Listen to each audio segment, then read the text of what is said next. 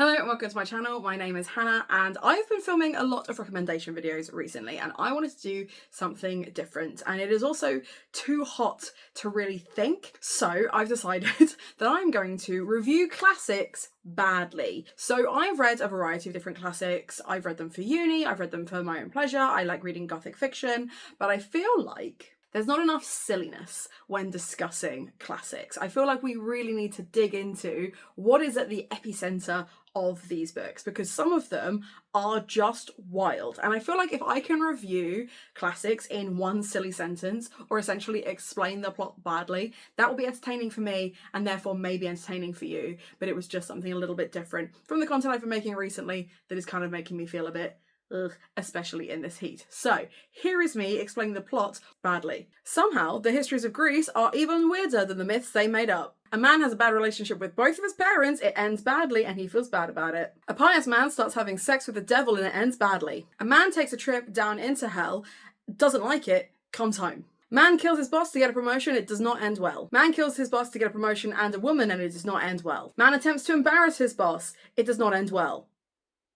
His boss dies. Because a family can't communicate, 2 kids die. No one in this play is a good person, but they are funny and they do live happily ever after. No one in this play is a good person, but they go into the woods, they sort themselves out, there are some shenanigans, fairies get involved, and everyone lives happily ever after. Mistaken identity goes a little too far when she starts flirting with everybody falls in love with her, and then she has to reveal that she's not actually a man. Again, family communication doesn't go the way you expect it to. They go into the woods, shenanigans, a deer hunt, gets a bit weird, everyone lives happily ever after. A girl goes on holiday with her best friend, it does not end well, and then somehow it does end well and everyone lives happily ever after. A girl goes on holiday with a family she doesn't know and yet somehow it doesn't end badly, it does end with a happily ever after. Girl is actually better off not married, knows this, is quite happy to set up everyone else and yet somehow ends up married and living happily ever after. Most relatable older sister energy, as eldest of 3 daughters just tries to keep a family together whilst everyone else is losing their minds. They do live happily ever after. Perfect for each other, strangers meet, embarrass each other, feel bad about it, they live happily ever after. Young teacher moves in with the guy that she doesn't really know, nearly marries him, and then his wife sets their house on fire.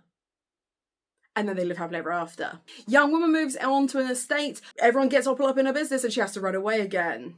Somehow ends up happily ever after. Girl rejects guy before the book even starts and somehow still lives happily ever after. Young boy whoopses himself into millions, lives happily ever after, is traumatised in the meantime by a crazy old lady in a wedding dress. A family hosts a dinner that does not go the way they plan and everyone hates each other by the end. Scientist lets his inside thoughts out and does not live happily ever after. The first 11 chapters is just Jonathan Harker eating, and then the rest of it is him trying to stop Dracula with a bunch of guys who are all in love with the same woman. It's a metaphor, you ignorant swine.